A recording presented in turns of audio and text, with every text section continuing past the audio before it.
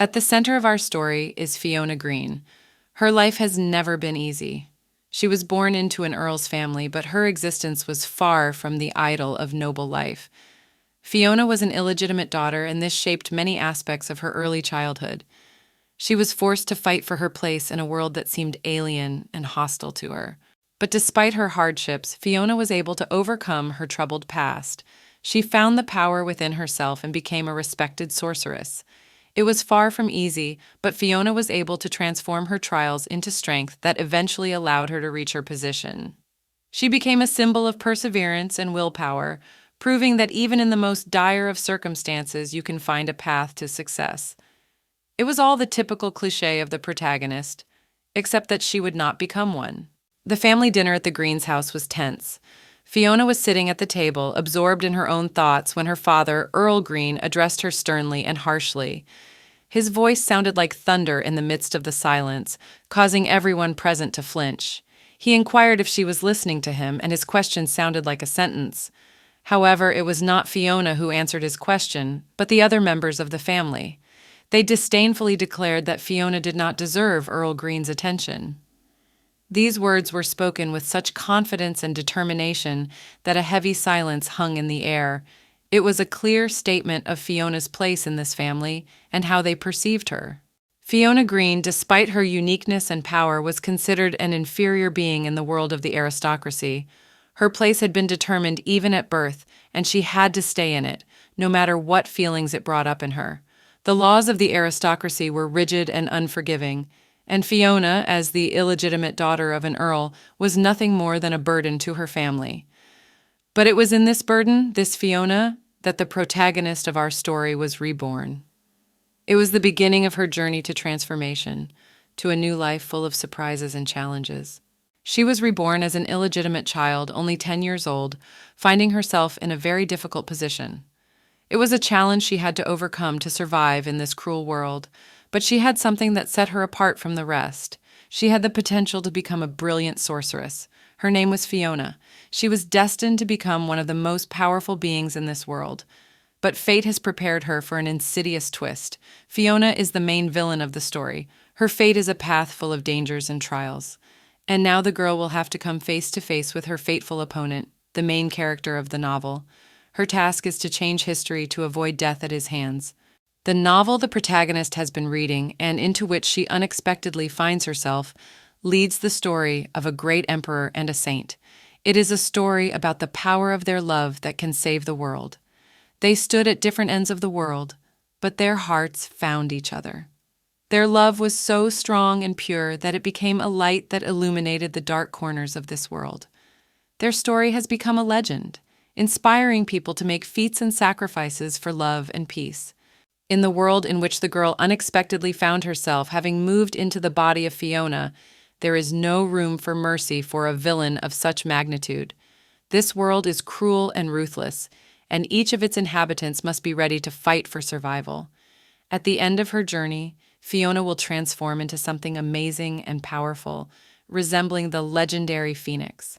Her new form will threaten the protagonists, causing them fear and anxiety.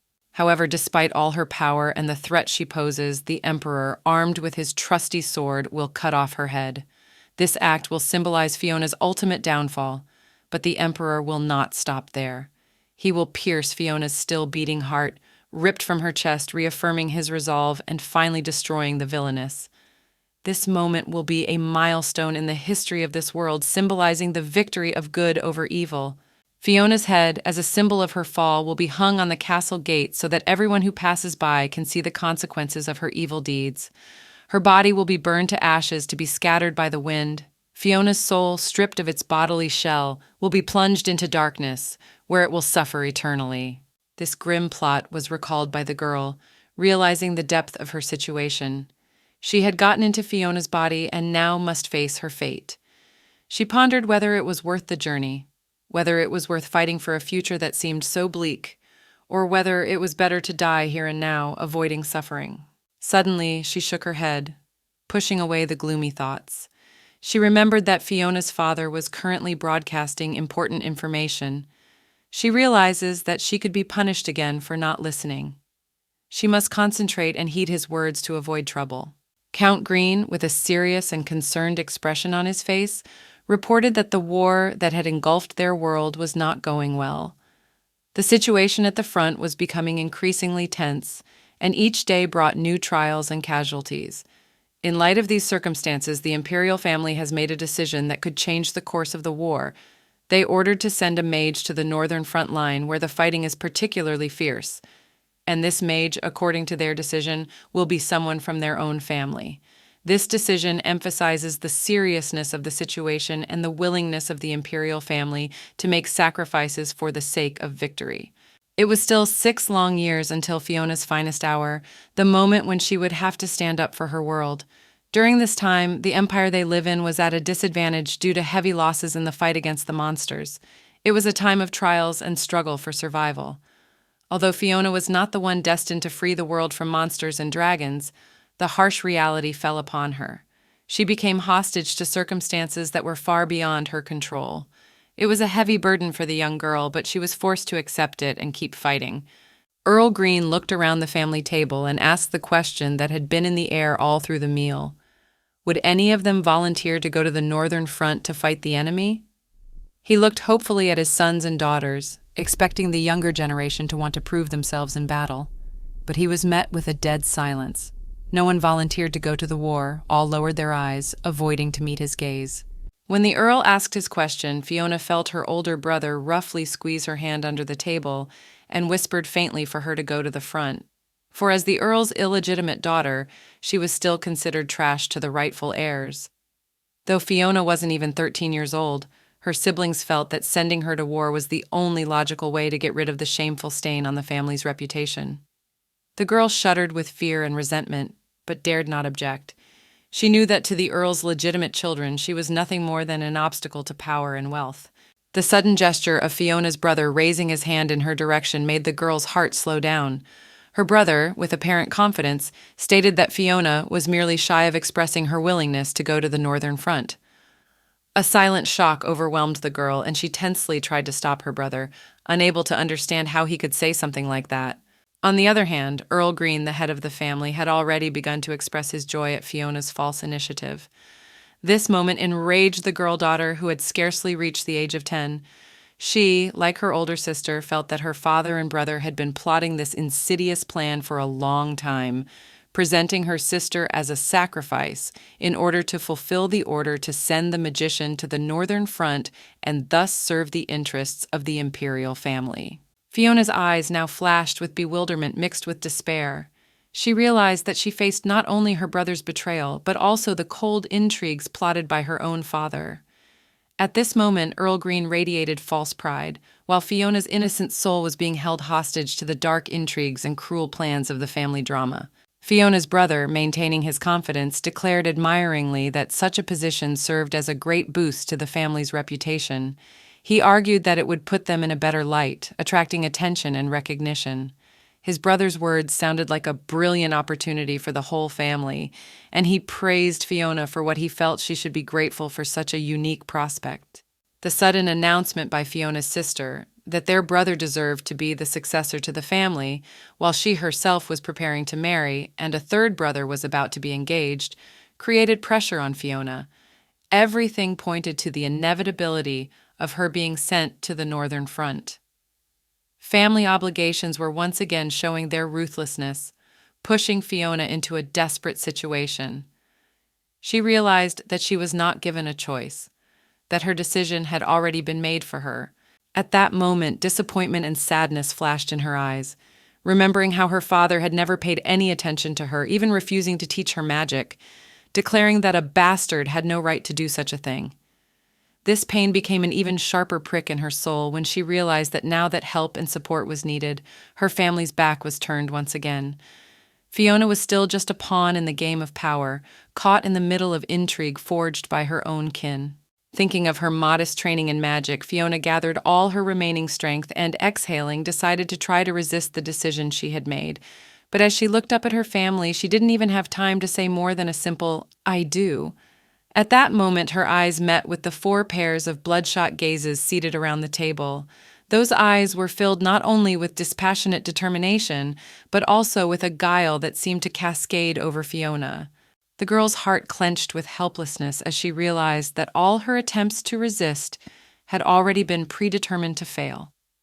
In an instant, she realized that the decision concerning her fate had long since been made, and any words she spoke seemed but a shadowy echo of a majestic conspiracy. She had not even been granted the right to speak her mind, only the agonizing realization that she had become a pawn in an invisible game of power, where the climax of events had long since passed beyond her control. From the very beginning, Fiona was denied even the slightest chance of choice, for there was not a single soul in the sullen manor who could support her. Her only fate was predetermined by the cold cruelty of her birth family. In one short line of the novel, Fiona's horrifying backstory was clearly revealed. As an illegitimate child, she grew up receiving nothing but abuse from her family. This single sentence closely described the tragic path of a girl doomed in advance to family contempt and cruel ridicule. There was not even the slightest illusion of support or understanding in her world. That's why, facing the gruesome choice of going to war, Fiona, resigned to the circumstances, decided in favor of this harsh path. Even if she chose to destroy her entangled family, what awaited her would not be a shadow of liberation, but rather a harsh prison cage, chained by the chains of the past. Sitting with her head down, Fiona realized that the invitation to the family gathering was nothing more than an insidious ploy. The family, clearly not considering her as a person, inspired suspicion and deliberation. Why invite someone they didn't even perceive as part of the family? For the girl in Fiona's body, the sense of humanity was something of a stranger. She didn't find that attachment to ordinary life, as if her essence was devoid of warmth and belonging. This story of rebirth, within the character, transported her to a world where even a basic sense of humanity seemed something distant and unattainable. The girl's gaze was directed not only at the family paradox, but at the very essence of Fiona. She wondered, did the original Fiona feel as she did now? In a body that belonged to a girl who had never known human love, the original Fiona was probably also restrained by bitterness and resentment. She, like Fiona's inner abode, was consumed by irreversible choices and injustice, becoming the cause of her own tragic journey into the swamp of fate. However, unlike the original Fiona, the girl who took her place does not look at the world with resentment and sharp discontent. After all, this is her own creation, a world that she personally wrote and in which, as an author, she knows every line. In this world, she does not intend to weep at injustice because every turn of the plot was under her pen, and she bears full responsibility for her creations. As time passed, Fiona found herself on the northern front line, where the snowfall created an atmosphere of incredible fragility. She stood, eyes fixed on the snow-covered bastions of Duke Helen's castle. Here, in the midst of the winter gloom, she felt the weight of immense responsibility, for her character, the original Fiona, was consumed by the whirlwind of war in the north. In this castle, standing as a symbol of power and tragedy, the next act of her literary work would unfold. A fresh layer of snow like a blanket, concealed beneath it the stories of heroes and monsters created by her own hand. The front line was ruled by a ruthless duke whose face spoke for itself. Just by looking at him, one could feel that he was the one who could rule in the darkest of the Demon King's castle. His eyes flickered with uncompromising power, and his every step seemed to echo with ruthless majesty. Walking through the castle in the company of a polite man, Fiona couldn't help but feel the pressure of this colossal structure. Everything about this castle, from its dark walls to its heavy atmosphere, expressed grandeur and power. The man politely showed her the way, and Fiona found herself in front of giant doors disappearing into the highest parts of the castle architecture. Raising her gaze to the ceiling, she could feel how every stone here held its own story, as if every detail was imbued with the dark annals of this place. Behind these doors seemed to be hidden not only the secrets of the Duke, but an entire world, mysterious and dangerous.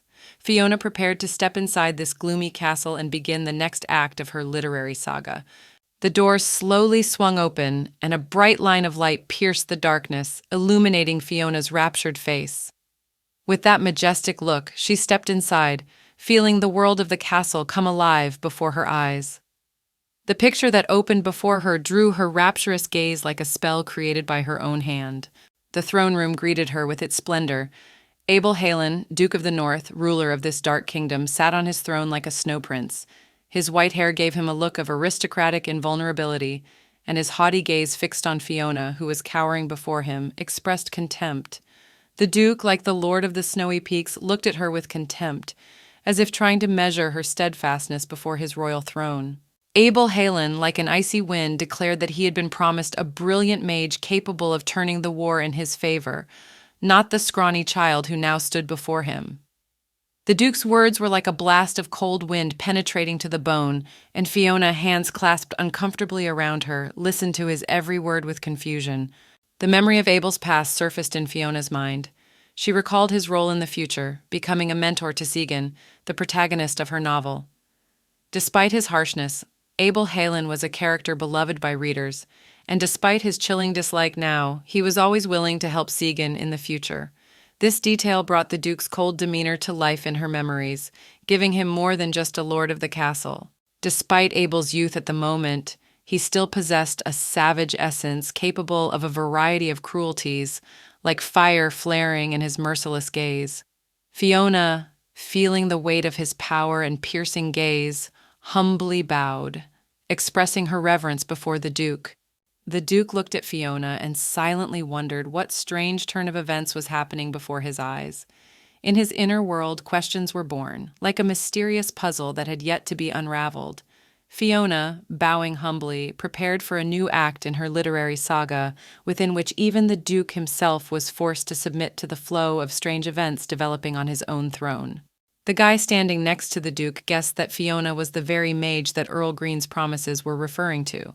However, Abel Halen, infuriated, only shouted about how the Earl dared to send such a small thing, as if the words were poison arrows and Fiona himself was nothing more than unnecessary damage. But suddenly, the moment the whirlwind of emotions surged, Abel, keeping his voice calm but with a ruthless gaze, proclaimed that at the end of the war he would destroy the Green family. These words fell like a heavy stone into Fiona's heart. She silently said goodbye to the last threads of connection to her father, already anticipating the tragedy to come. This moment was a turning point in their fates, as if the inescapable shadow of war was beginning to eclipse even the last vestiges of family light. The Duke's gaze pierced Fiona like a sharp blade, reminding her that this was not the time to care about a family that didn't even seem to notice her existence. She realized that love and support were not to be expected, and the question, what to do, now lay before her like a challenge. The Duke approached Fiona, his gait full of a pressurized aura, creating a relentless tension in the air. He demanded an explanation to the one who had disturbed his peace and order, and his voice, though calm, carried an unrelenting threat.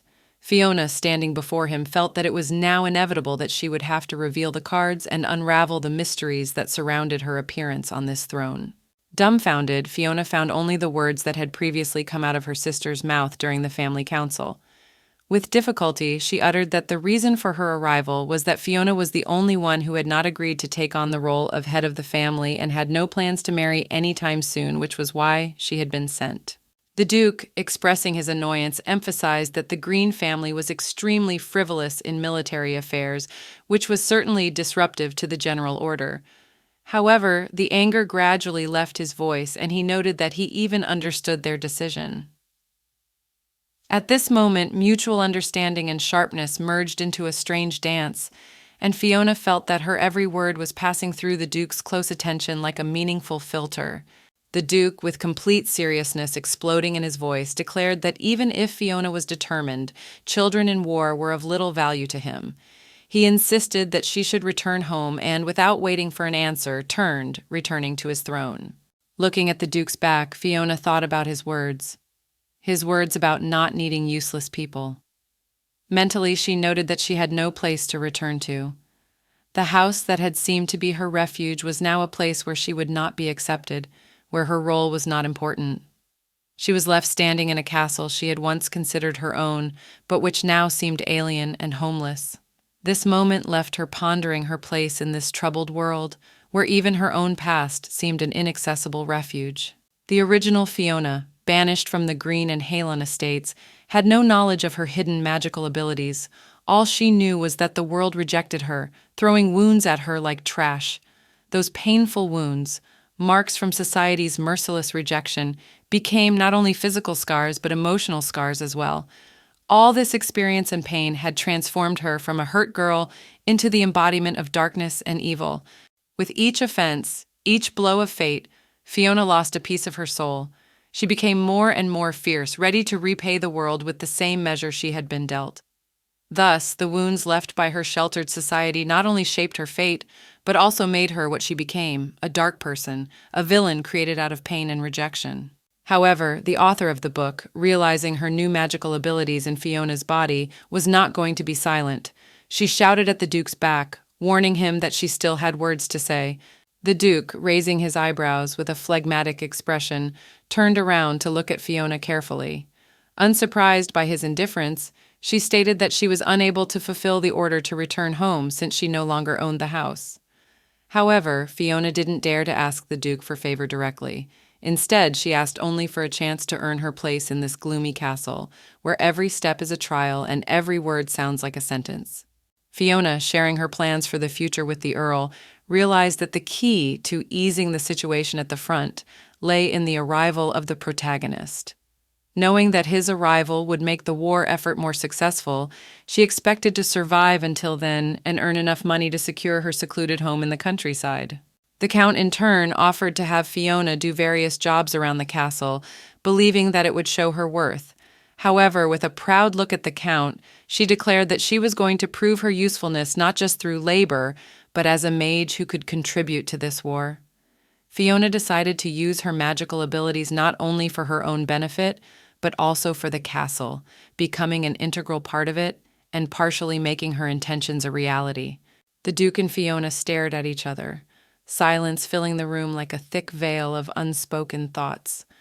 The Duke's gaze expressed displeasure and bewilderment at what the young mage had just said. Questions were born in his mind, clashing with the absurdity of the situation. At this time, Fiona was seized by the frightful pressure of what was happening. She feared that the Duke, having read in her something incomprehensible and strange, would nevertheless decide to get rid of this mysterious figure by throwing her out of the castle.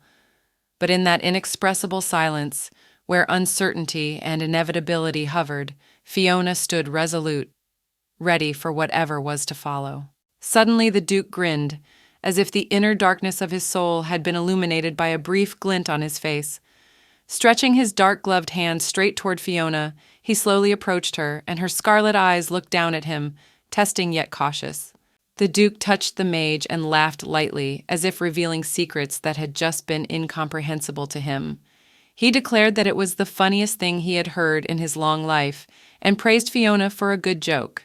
In that instant, the dark atmosphere of the castle seemed to part, and the Duke, laughing, allowed Fiona to stay. An inner dialogue, where secrets intertwined with comic perception created an unpredictable development, leaving Fiona in the castle, under the marvelous gaze of the Duke, who at that moment seemed to her some mysterious partner in the dance of fate. The Duke took her hand with a surprisingly soft expression, as if showing something that was hidden far inside his cold heart. Saying that he was giving her one chance, he added that she should now go forward. It was a metaphorical challenge in which the Duke was not pointing her in a particular direction, leaving her free to choose. And Jaren, standing nearby, led Fiona into the room, and when the door opened, the girl found herself in a completely different world. The spacious room was very different from the cramped attic she had been forced to live in up until that point. The wonder of Fiona's frozen gaze painted the wonder of the change that opened before her eyes. This was the place where she could perhaps begin a new chapter of her life and prove her worth in the Duke's eyes. Back in the throne room, Jerome and Duke Abel were having a serious conversation about Fiona and the whole complicated situation they found themselves in. While discussing the prospects and possible solutions, suddenly the Duke made the decision that the girl would be sent to the second wall in a day. This announcement shocked Jerome greatly, leaving him with many questions and worries. Jerome thought about how dangerous a place the second wall was. This place was notoriously unsafe, full of demons and other threats. The grave shadow of the future event they would send Fiona to made Jerome realize that they were facing not only a difficult situation, but also the inevitable dangers that might lie in their path. Duke Abel rose from his throne and headed for the window, summoning Jerome's inner peace. He assured that he would go with Fiona to the second wall, preparing for his own participation in this risky venture. Once Jerome had calmed down a bit, however, the Duke suddenly uttered the depressing words. If Fiona proved useless, he would personally destine her to the demons as fodder. Meanwhile, Fiona settled on the bed, absorbed in her thoughts about the pressure the Duke was putting on her. In his eyes, she felt like his prisoner, succumbing to his power. This uncertainty and threat made her shrink with inner tension, as if she were a cornered victim in a dark part of the castle. Fiona was stunned by a character from her own novel, Duke Abel. She felt a mixture of fear and incomprehension in front of this mysterious and powerful man. Everything she knew about the war floated through her mind like foggy images, but tired and drained of energy, she finally drifted into sleep. 2 days later, they set off for the second wall. Fiona rode in the carriage, her mind mesmerized by the scenery outside the window. Suddenly, Duke Abel rode up to her, interrupting her musings. He stated that it was time to confirm her words, and she sensed new trials and tests ahead of her in this unpredictable world she was only beginning to understand. Fiona gazed at Abel, noting with irony that, though she was the author of the character, his charming appearance was all she had managed to squeeze out of her imagination. The Duke, with a smirk, asked Fiona if she was scared to go to the second wall. However, she looked him in the eye and simply replied that there was no point in being afraid. There was a confidence in her words that seeped through the vague fear and ignorance of the events to come. At that moment, she stood before the Duke like a mirror of her own creation, where the reality of the world was intertwined with what she had created in her novels. In fact, Fiona was extremely scared. She is a 21st century human, and now she was to fight demons, facing dangers she could only dream of in her novels before. The only reason she remained calm was necessity. She realized that if she failed this challenge, loneliness and helplessness awaited her on the streets of this world. The Duke emphasized that he would not protect Fiona, warning that she was facing possible death. But Fiona, keeping her inner fire, answered him that it was not a problem. There was a determination in her words, a lack of fear of death. She realized that she had no choice and was willing to face danger head-on, even if it meant risking herself. In that moment, she became not just a character in her novel, but a living person facing real challenges, even if they came from the world of her own imagination. The most frightening thing for the protagonist is the prospect of a future without hopes and dreams. She does not care how she dies. In any case, death seems to her a better option than uninterrupted suffering in life. She was extremely disappointed that fate led her to the role of Fiona rather than some minor character. The second wall proved to be an extremely dangerous place. Immediately upon their arrival, the noise of war already filled the air. Demons were attacking, battalions were taking positions, and there was a threat in every sound. It was a living hell where every moment could be the last. Fiona and the Duke witnessed the ruthless reality of a war that transcended the pages of her novels and was a cruel test of her resolve. Fiona stared in amazement at the events on the second wall. She couldn't believe such hasty action and gingerly asked the Duke if what was happening was some kind of gesture or a prepared joke designed to intimidate her. However, the Duke, without the slightest sign of a joke, simply turned to the girl and stated that their arrival coincided with the right moment. He emphasized that this was her opportunity to prove her worth in this extremely tense environment. Fiona was left with unresolved questions and a sense of uncertainty, but the opportunity to engage and show her strength in the face of the enemy was before her. Fiona inwardly gathered her last drops of resolve, knowing that a great impression was required of her. She could feel the pressure of circumstances building, but her fervent heart was searching for a way to show her worth in this harsh world of the second wall. Her gaze swiftly traveled across the landscape, and then she spotted a staircase leading up to a rise. Without wasting time, Fiona rushed up the steps, tackling each level with a determination that was inherent in her.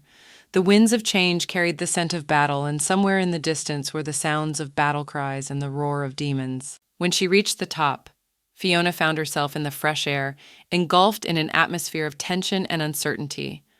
Before her lay a battlefield where the war between light and darkness raged. The contrasts of glittering swords and dark forces created a mosaic landscape in which her fate hung in the balance. For Fiona, at that moment, words lost their meaning as the pressurizing atmosphere of war enveloped her.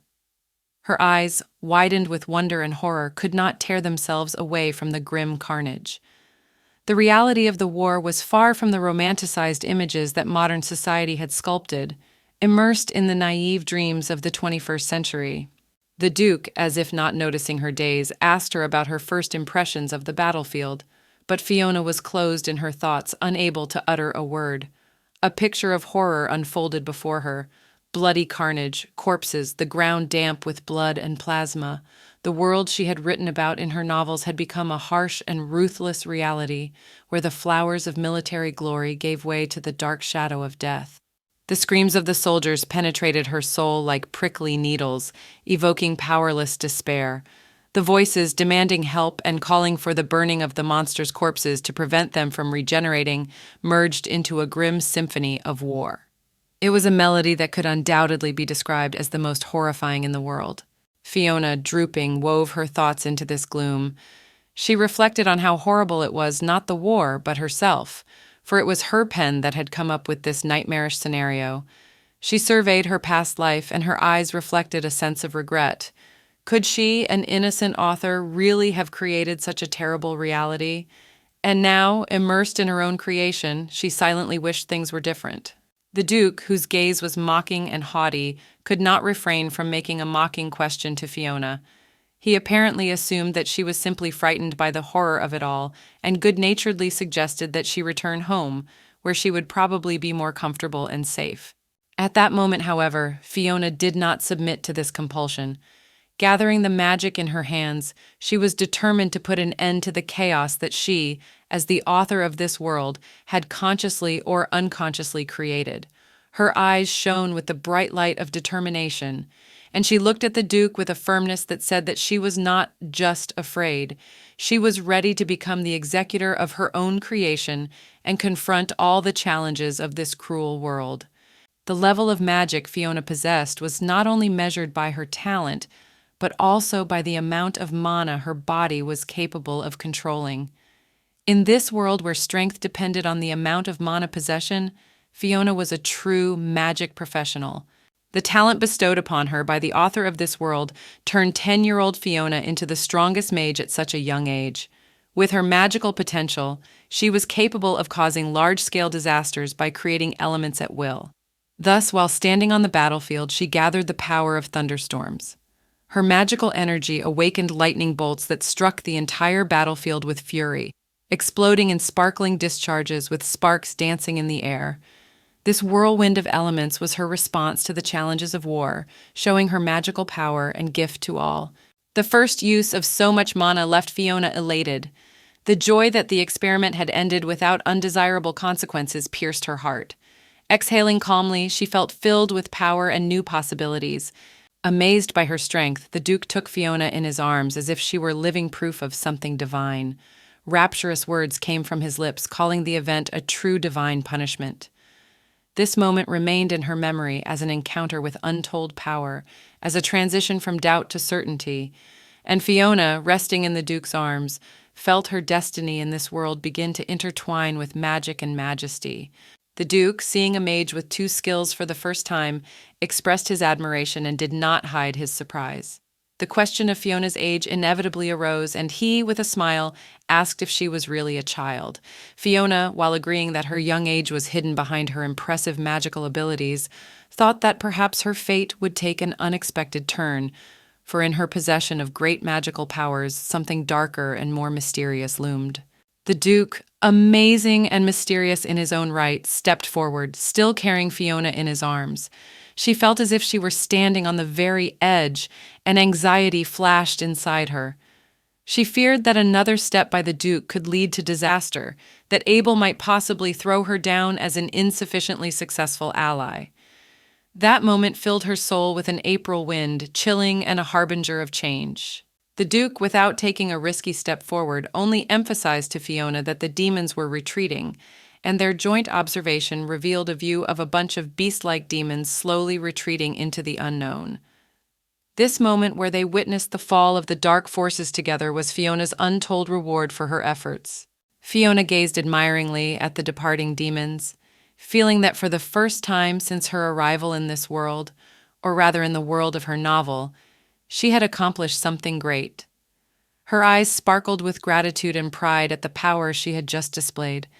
This moment signified not only a victory in battle, but her return to a sense of her own greatness in this magical world. Suddenly, Fiona noticed that all of the soldiers' eyes were fixed precisely on her, the maiden whose magical powers had saved them by unleashing lightning bolts that illuminated the battlefield.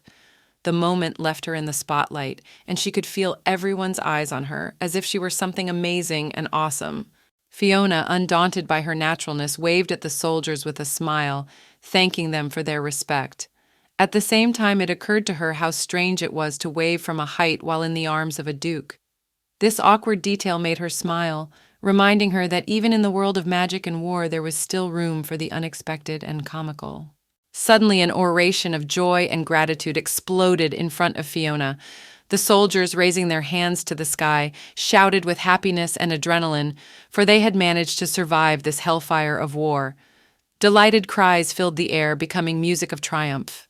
Fiona, with a radiant and charming smile, turned to the Duke with a look that asked the question, had she done it? Her eyes reflected not only joy for the rescued soldiers, but also a slight surprise at her own feat. Abel Halen grinned and slowly set Fiona on the ground. At that moment, Fiona felt goosebumps climbing up her back. She was back on solid ground, free from the storms of magic and war. Duke Abel, with respect and warmth, placed his hand on her head. Stroking it, he officially welcomed Fiona into Helon.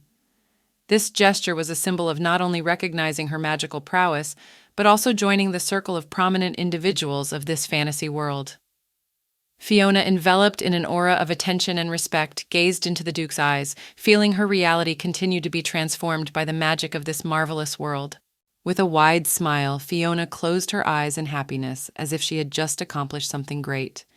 At that moment, her heart was filled with joy that Duke Abel recognized her magical abilities and greeted her with respect.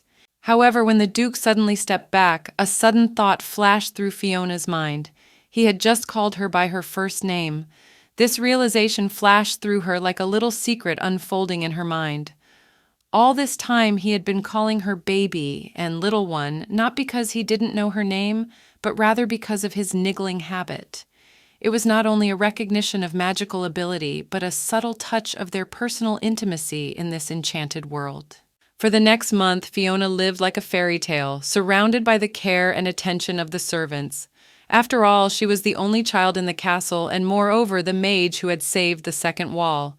This was the reason why all the staff cared for her as if she were a precious treasure.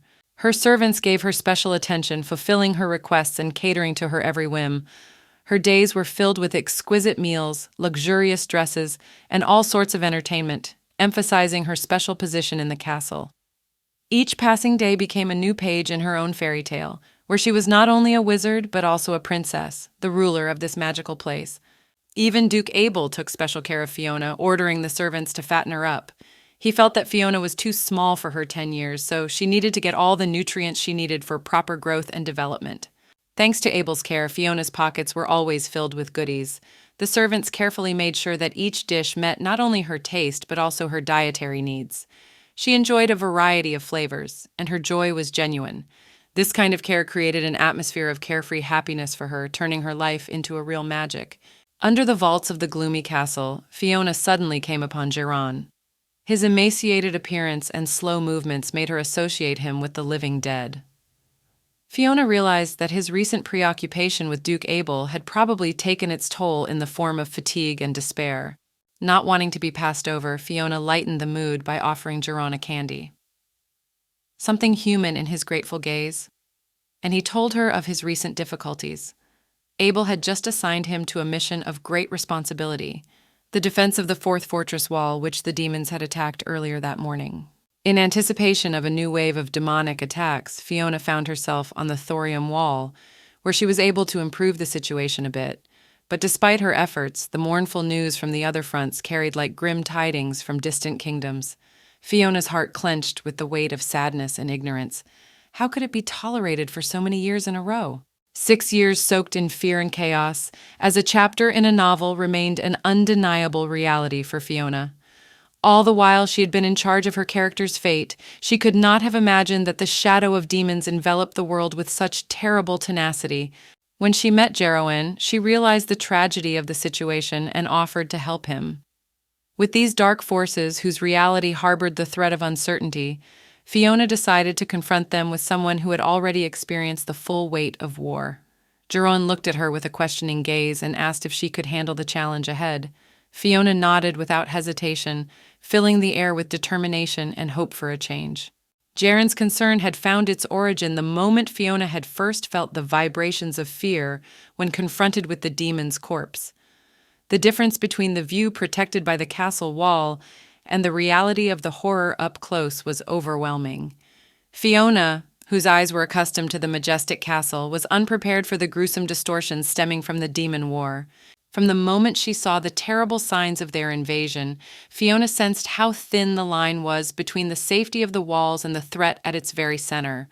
To avoid losing herself in this madness, she decided to take Duke Abel into her care. His company became an integral part of her, a steadfast shelter in a world saturated by the storm of battle. So Fiona, under the power of her fear and her desire to find support, made the decision to always be by Abel's side. This union became her support in the storm of chaos that engulfed her reality. Jeroen, daring to ask a question, brought up an important topic: keeping secrets from the Duke. Fiona, picking up on his suggestion with ease, realized that not all moves needed to be openly revealed in this dangerous game.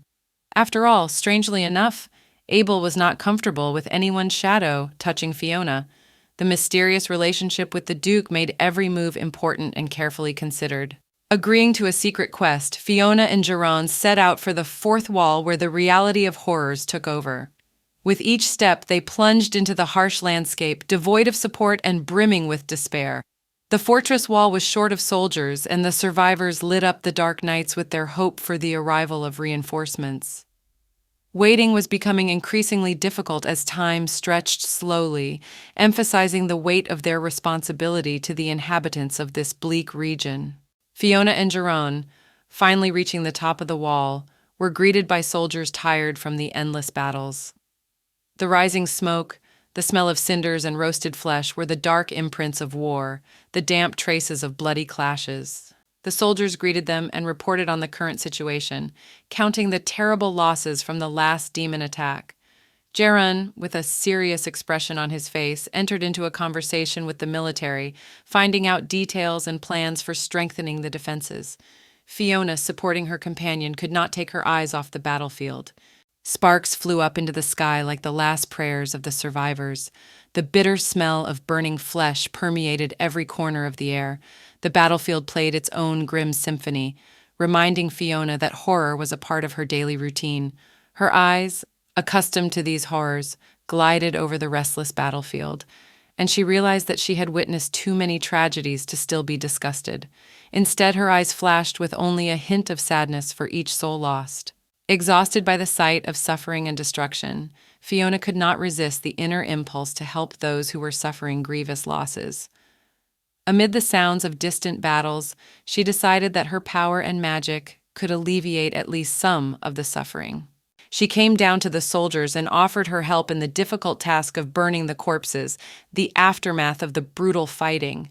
Her eyes glimmered with determination and compassion, and her words, spoken in a quiet but confident voice, carried a promise to ease the plight of these soldiers just a little. The soldiers, frozen by the evening wind and overworked from the merciless battles, welcomed Fiona's offer with joy and gratitude. And so, under her leadership, the fires were ignited and the rising smoke mingled with the darkness of night. Fiona became a source of light and hope in a world shrouded in the shadow of battle.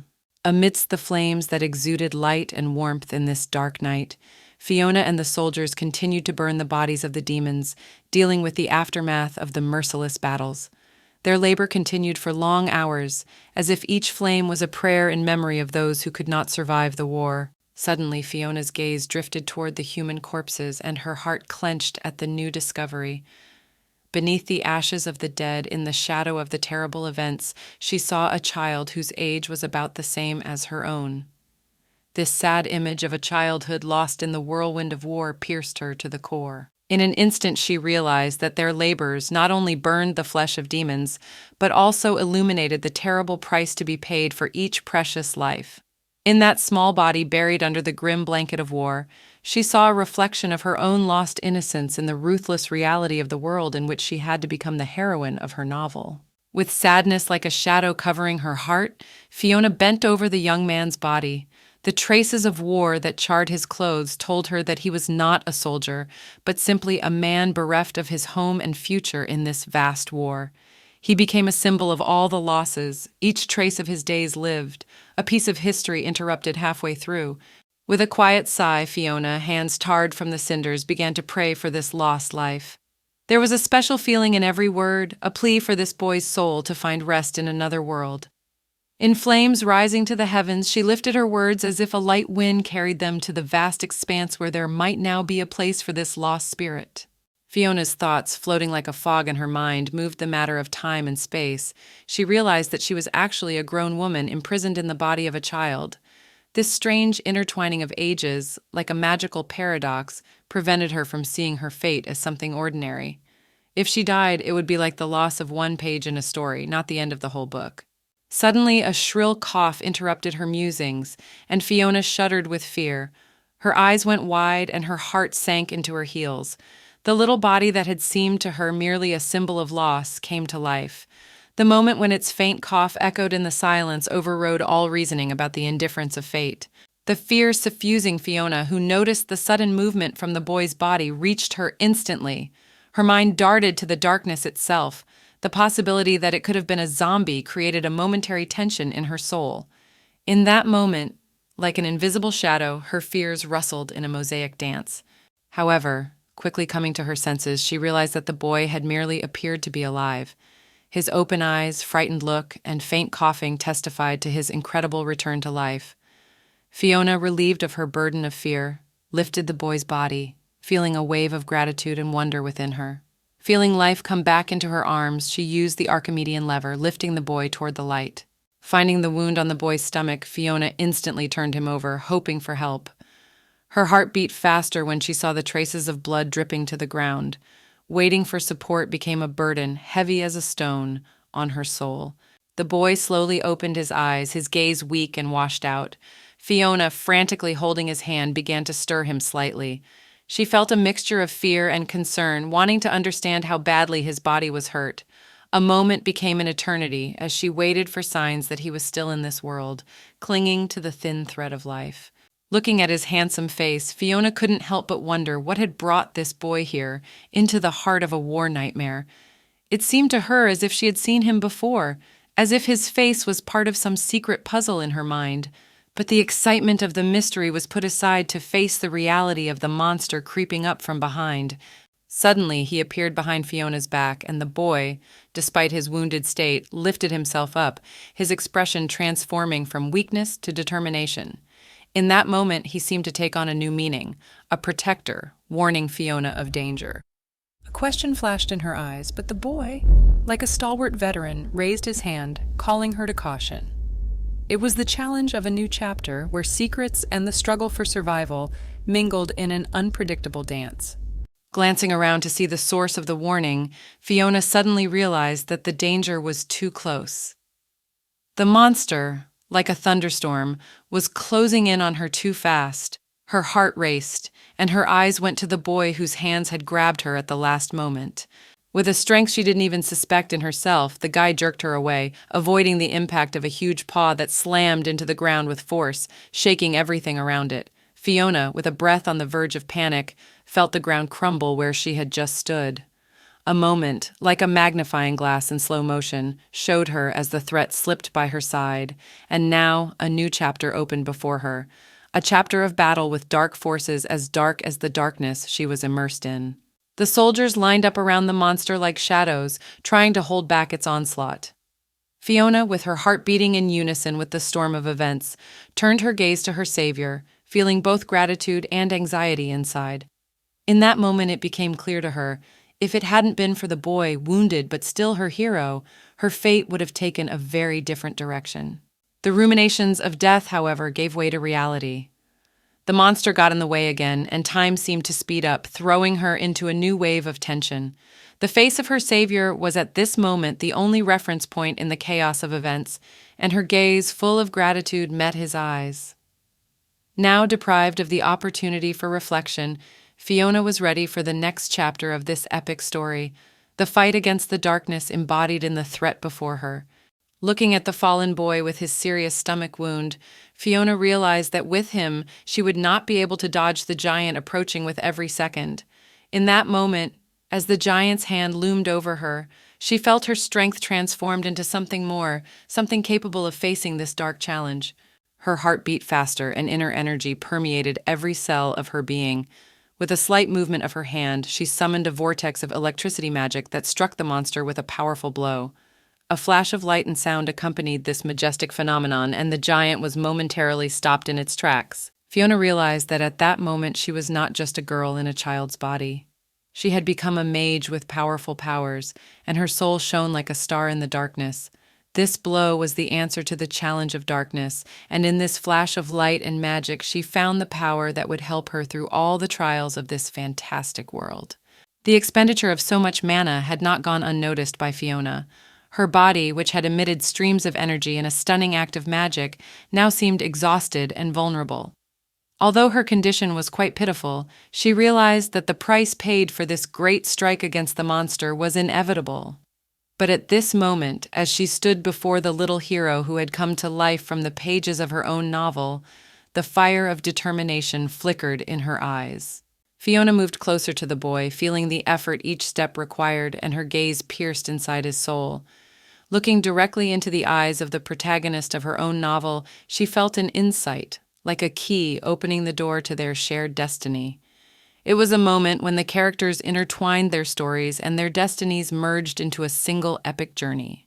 The realization that Sigrun, the main character in her novel, was standing in front of her raised a bag of questions. It was still a full 6 years before her own plot began, however, and Sigrun's presence on the fourth wall confused her. What was he doing here? Why was he in this place so early? A moment came before her that perhaps lay beyond her own perception of the plot. She assumed it was the time when the protagonist, Sigrun, met Abel. However, a sudden halt to her thoughts reminded her that this was no time for such musings. If Sigrun died here on the fourth wall, her novel could never unfold into a full epic. It could herald not only the end of their world, but the end of the world as she knew it. 2 days later, the doctor brought favorable news. Sigrun's condition had stabilized, and the crisis had been successfully overcome.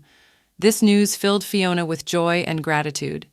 She realized that by a simple but powerful act of salvation, she might have prevented not only the end of the world in her novel, but also in the fate of her entire world. As the doctor rose to leave, Fiona saw him off with cheerful cheer. Her heart was full of gratitude, and she realized that in this moment fate, her decision and magic had come together to keep the balance in her literary world. It was another step in her incredible journey where every choice, every moment, could have an impact on the course of events and even the very existence of the universe created by the words of her novel. Fiona returned to Sigrun's bed and immersed herself in the details of his life.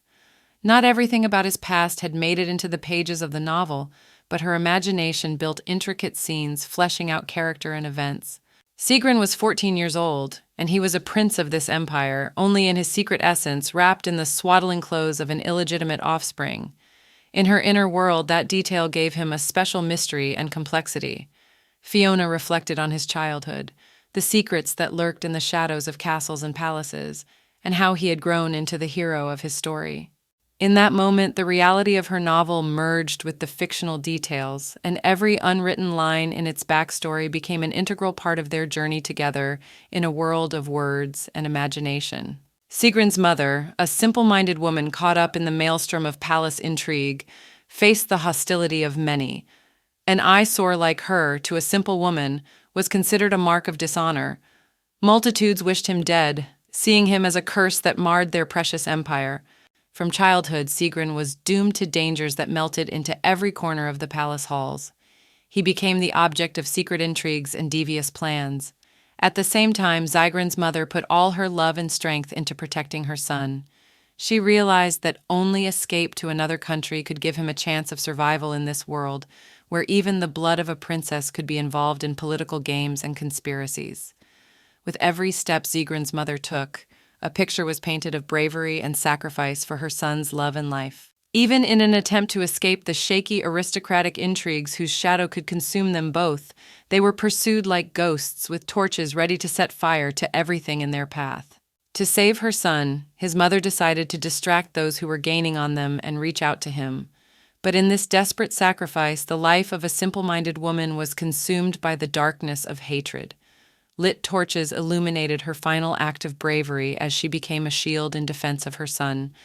In that moment, the heroism of her life merged with the darkness that swallowed her light, and Sigrin had to flee alone, doomed to make his own way.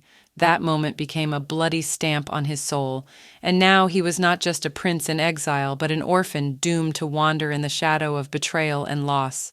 Zygrin, having disappeared from the eyes of his pursuers, found his way to Halon. This remote corner of the empire promised safety and shelter, where the shadows that sought his death could not reach. In this mysterious corner, he found a new refuge and a chance to start anew, away from deadly intrigue and hatred. After a time, Abel, Duke of Halon, witnessed the incredible strength and skill inherent in Zygrin.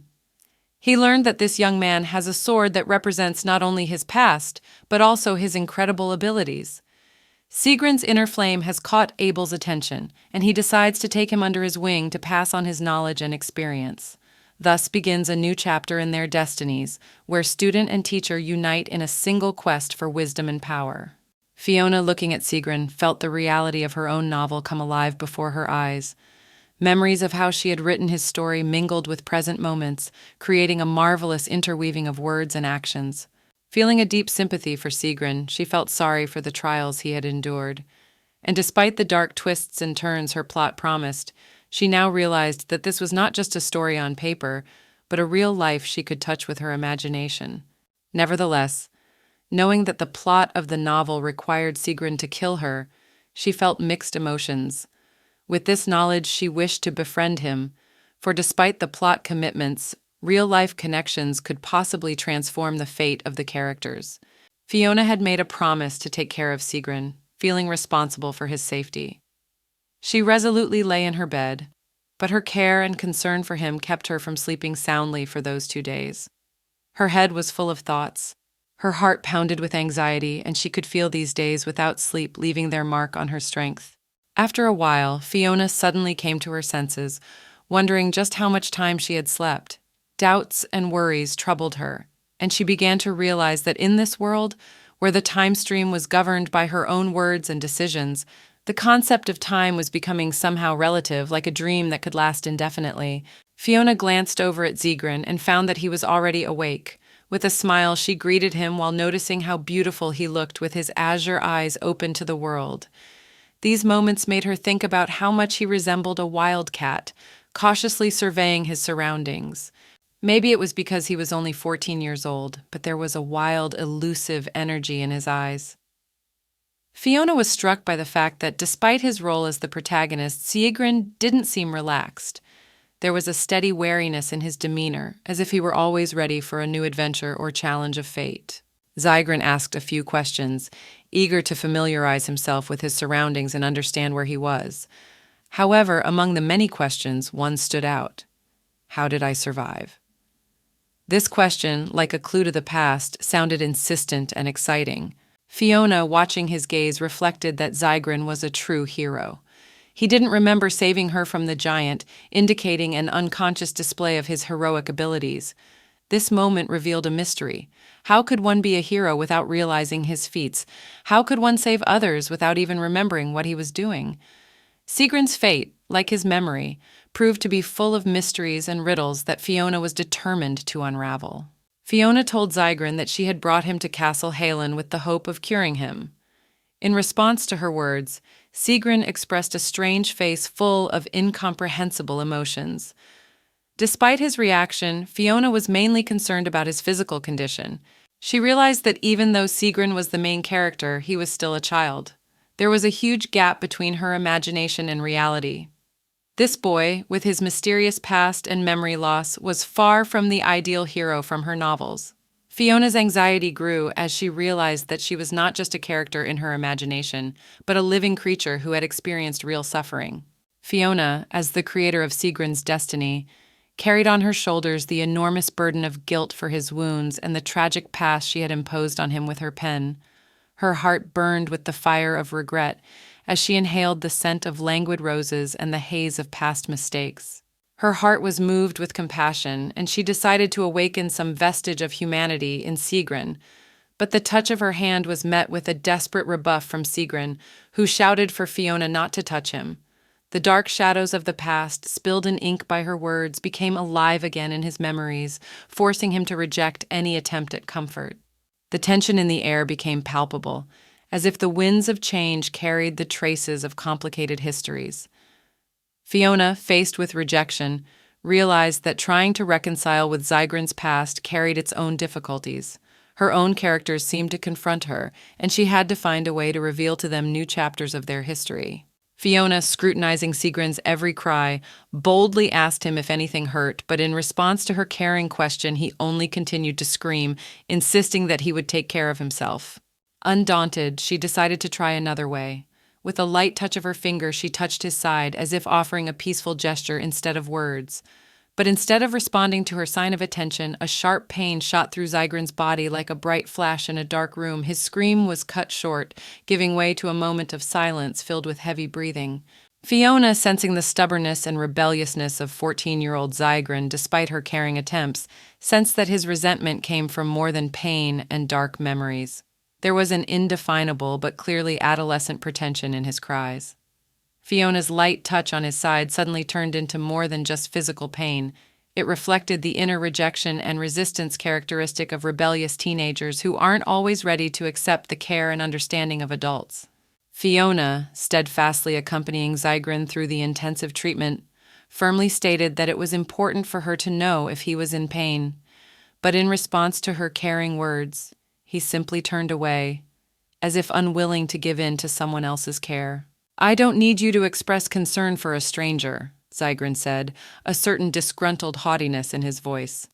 At this point, she felt she was facing not only physical pain, but emotional walls behind which lurked her own doubts and dislike of the stranger's interference. Fiona simply smiled, reminding Sigrin that he was the one who had saved her, and therefore she had good reason to care for him. Her smile flashed with gratitude and a warm feeling that showed that care and attention were not only important in times of need. This moment of tenderness, however, was broken by the appearance of Duke Abel. He said with a touch of irony that it was too early for a child like Fiona to claim a man's house. These words pierced the atmosphere like prickly needles, giving a sharp sense of displeasure. Fiona, despite her youth, accepted the Duke's challenge, ready to prove that she was capable of making her own decisions and shaping her own destiny, despite external prejudices. To this, Fiona parried monotonously, arguing that Sigrin was a boy, not a man, but Duke Abel simply replied that it was the same thing. There was a kind of cold certainty in those words, as if he was denying any significance in the man's age or gender. Fiona, feeling the tension in the air, realized that the Duke was in a bad mood. She decided not to delve into an unpleasant conversation and monotonously asked why he had come. Her voice sounded like a calm response to the storm, as if she was prepared for any trouble but was not going to give in to an emotional attack.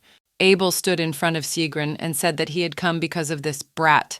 He said it in a dismissive tone, as if he were talking about an unnecessary and unsuitable element.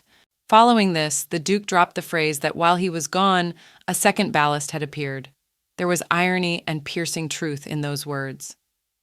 Fiona, embarrassed to realize that Abel had included her in that abrasive term, realized that reality had become distorted in his gaze. In his paradigm, she was the first ballast, adding something to his world that he apparently considered superfluous and a heavy burden. Fiona, showing her determination, declared that Sigrin would be treated in her room, as the wound was too serious for simple medical procedures. Her voice sounded like an order, reflecting her firm confidence in her decision. Abel, however, did not relent, and with a smile that remained calm, asked who Sigrin was working for, as the man did not look like someone from his own lands. There was a noticeable undertone to his question, as if he was trying to unearth Zygrin's secrets and past connections that might not be known to him. Fiona was as curious as she was to find out who Sigrun was working for, and that's when he confessed that he was a member of Karl's mercenary squad. This confession broke new ground in their relationship, revealing a part of his dark past. Abel, however, did not show the delight expressed in his cold words. He asked if Karl's squad had stooped to recruiting such brats, creating tension between them. His question sounded dismissive and doubtful of Sigrun's qualifications, as if the Duke was questioning whether the young mercenary even belonged to such a prestigious squad. Fiona, whispering to Sigrun, revealed to him the secret that Abel was the local Duke. Sigrun frowned his eyebrows as if considering possible scenarios for the outcome of this information. Fiona, however, not wanting Sigrun to sink into gloomy thoughts, poked him in the forehead. This light poke was like a wake-up call that brought Sigrun out of his sad musings and removed his nervousness. Her action was like a gentle reminder. Don't think about it now, be here and now. Fiona wondered how obsessed she was with Sigrun, if even this side of him seemed nice to her. There was a look of quiet admiration in her eyes as she delved deeper into her own emotions. At that moment, Abel's hand dropped unexpectedly to her head. The Duke lifted the little one, as he called her, angrily and jealously, noting that she was too young for flirting. Fiona's only response to his words was that Sigrun was still a child. There was a note of defense and simplicity in her response, as if she was trying to defend her position to the adult world, even if that world raised its sarcastic gaze. Abel carried Fiona in his arms more and more often, making it so that it was commonplace to hear the maids whisper that they, Fiona and Abel, were like father and daughter. Fiona couldn't shy away from those whispers, which penetrated her earbuds like involuntary rustles in the silence. She began to realize where the analogy came from. They were alike in appearance, silver hair, a gaze that seemed to penetrate to the very depths of their souls.